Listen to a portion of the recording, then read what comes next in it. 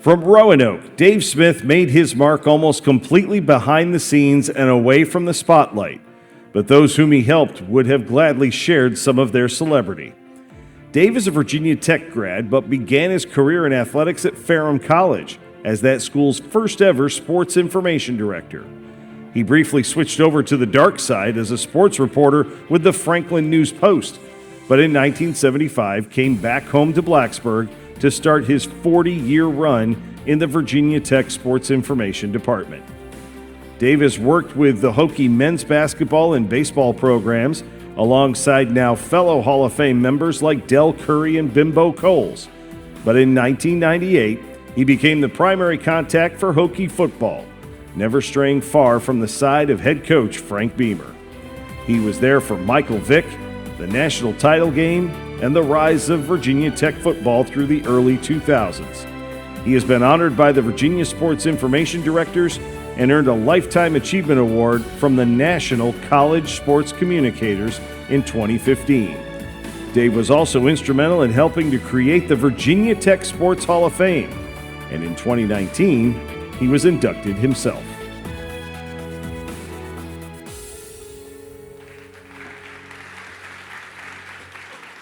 Ladies and gentlemen, please welcome to the stage tonight our next inductee, Mr. Dave Smith.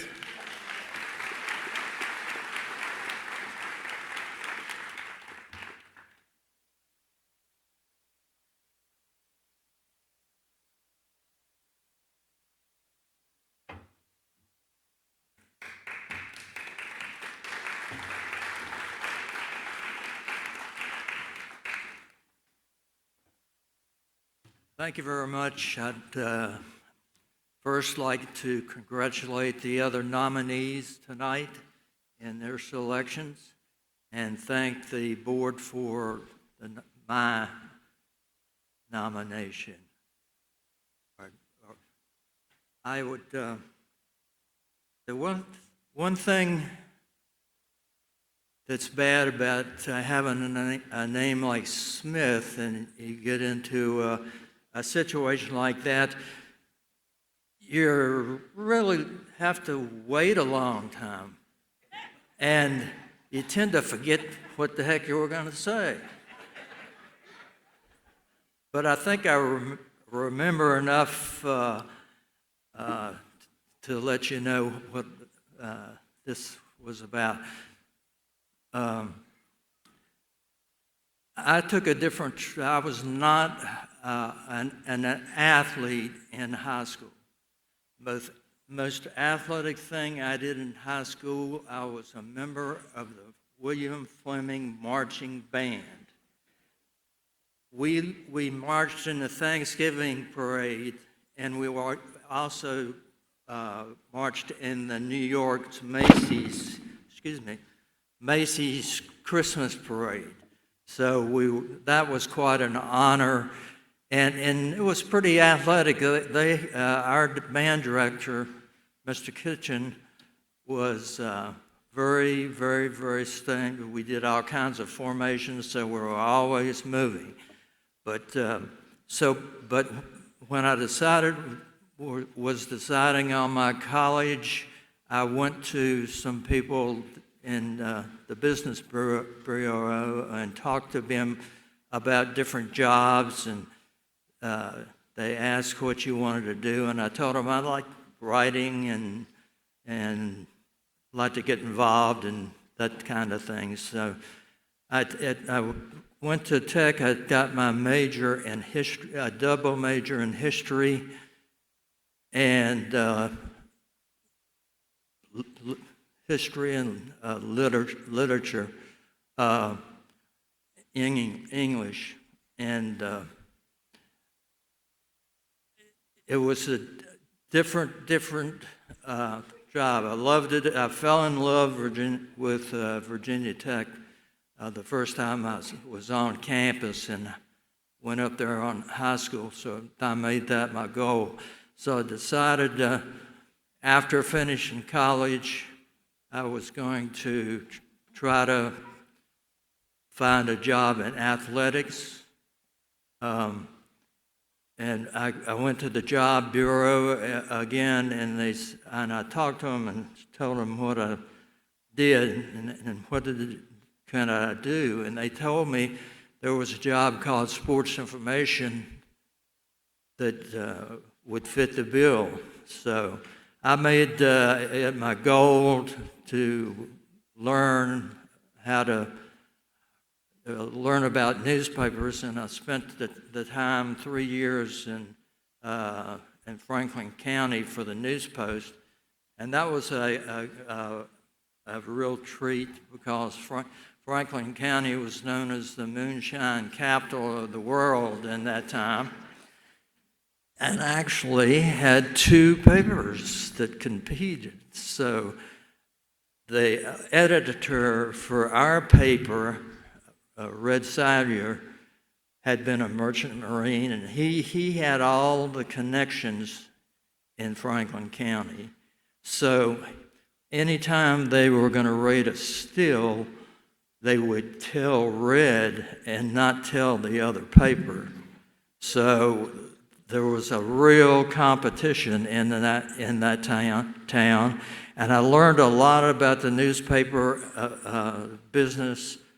And that kind of helped me to decide what I was going to try to do. I had talked to some people and asked, I knew I was going to go to Virginia Tech, and I'd asked some people what you might want to have as a goal, and they told me about sports information and what I had to do to qualify for that. And that's what all my studies, I passed. And then when I came out, I'm that bad. Yeah. I know, I'm that bad. But but the real important thing was being at the time I spent at Ferrum and worked with Hank Norton, who had won a national junior college championship when Ferrum was a junior college. They were just making the transition to a college, from junior college to college, when I went down there, and I had talked to some people and got the idea and about what I needed to do to learn to get into the sports information field. And that job helped me, and like I said, the Franklin County job helped me. I went up, and Wendy Wisen was the sports information director at Virginia Tech, and Wendy was a legend almost in the sports information field. And I talked to him, and he knew that I loved my time at Virginia Tech, and I wanted to help him out. And I got the job, and I just didn't look back from there. I worked 22 years, I think, before as an assistant, and 18 as the head guy, or vice versa. And it's a different profession. I've worked with you trying to help the student athletes get recognition. You're trying to push your school, but a lot of people in those days, they kind of went out of the way. And what Wendy preached was you be honest with everybody. And that's what we did. I worked with basketball with Charlie Moyer my first 18 years, or 18 years. And then I worked, Wendy retired, when Wendy retired, I got the head job, and the main thing I found out is not what I did, it's what kind of a staff I assembled. And we were able to assemble a terrific staff, including good photographers, a good layout person, Ann Panella, and some good writers. Over the time, we used a lot of students, and I have a bunch of people in the audience that worked with me over that time. And it was an interesting time there. During the time working with Coach Beamer was pretty interesting for all the years I did that. And I'd walk off the field with him after every game, and I was always interested in what he was going to say. Now, we didn't have too many losses.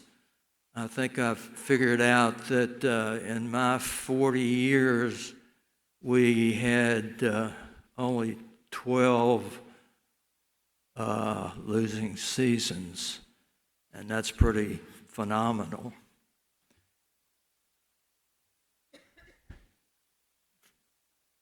The thing that I enjoyed most was working with the athletes and working with my staff. And I tried to give them as much leeway as I could. I had very good people. We were one of the first schools that really went into having bigger publications and even color in it a little bit later in my time there. And so it really wasn't me in particular that made it really well. It was us as a team of people working together. Now, you know, that period of time, you think of Virginia Tech football was good. Charlie Moyer was a basketball coach. Chuck Hartman, and really, I decided that I would work with footballers, and I wanted to work with baseball. I'd always liked baseball. When I was at Ferrum, Billy Wagner was there, and Chuck Hartman was not the first coach I worked with. The first coach was Bob Humphreys, who had been a major league pitcher and was waiting to get a job as a pitching coach in the major leagues, but he didn't get it the year he wanted, and Virginia Tech hired him as the baseball coach. Well, Coach Humphreys was a major leaguer, and he was working with college students, and it was fun to watch him. I learned some new words from him as he worked with them, but it was interesting to see. He was a good coach, but the athletes were a little afraid of him, I think. But he did and you could I could tell, and he was really a good guy, but I could tell he was looking to go somewhere else. So he just lasted 1 year, and the next year we brought in Chuck Hartman. And Coach Hartman was a tremendous coach. I worked with baseball the whole time. Baseball's a different sport. The guys are a little bit looser. they have all kinds of superstitions, and it was fun to work with them, and I did worked with them the whole time I was there, and we traveled in vans, 4 vans, and we had the head coach and the assistant coaches drove the first 3 vans, and then one of the players had to drive the 4th van. So that's not a good situation when you got college students. And so the cry on most of our trips was, after a game, all go get in our vans. And I usually traveled in van 4 with those guys. I think Coach Hartman wanted me to calm them down a little bit. But I remember them always saying, after they'd gone a distance and they'd turn around and look and they'd say, "Where's van 4?" And of course, van 4 pulled off at the first 7-Eleven that we got to, and Coach Hartman knew it, but he put up with it because he had good teams and had good players like Franklin Stubbs and Trey McCoy and just a ton of clubs. Del Curry even came over from basketball and pitched his last year. And then we got a bus. They saved up enough money to get a bus for the team to travel in. And it was a bus, I don't know, back in the days, Paul Newman and Robert Redford, and they had some of these chain gang movies and stuff. Well, it was, and the buses that they got on to transport them. So this bus was just like that one, and so it earned the nickname of Prison Bus. And we traveled in the prison bus the second half of the time I was with Coach Hartman, and we were about as successful in baseball as we were in football, but it was, for me, working with the kids and I mean just riding with them and doing that.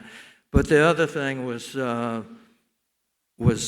getting to the media. And I respected the media.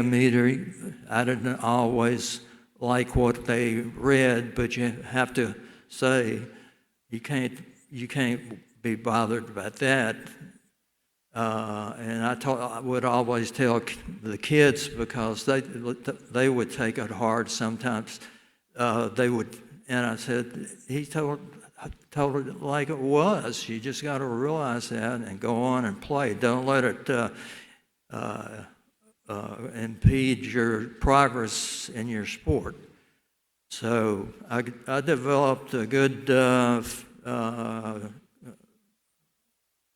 rapport with the media, and I enjoyed that. I enjoyed the writing. I enjoyed the thing, and I enjoyed. Because most of our coaches, we made it scheduled just in the state of Virginia. We had some trips outside. I think we got as far as Hawaii and basketball, but I just enjoyed working with them. The media, I could put up. I could put up with the media. I liked the media. I understood the media because of what I'd done, and that was my biggest part. And the thing that helped me be able to help the athletes and the assistant coaches and everything that way. But it was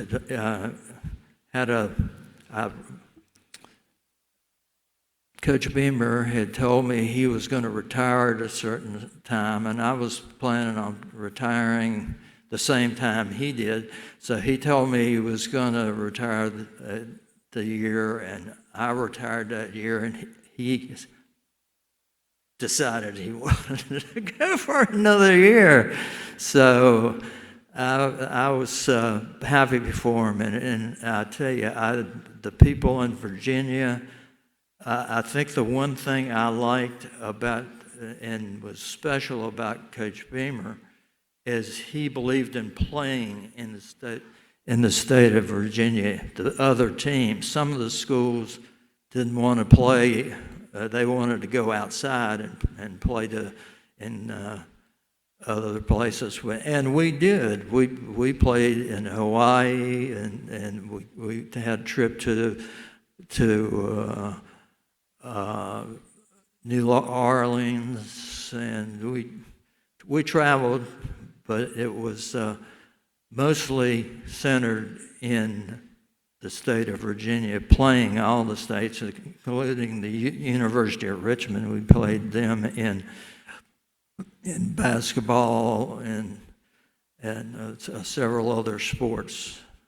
But I just enjoyed doing what I did, and I didn't do it for any accolades. I didn't do it. I did it for the kids and for the school mainly, and I was happy that most of the stuff that we did was in the state of Virginia, and I appreciate this award, and thank you very much for the night.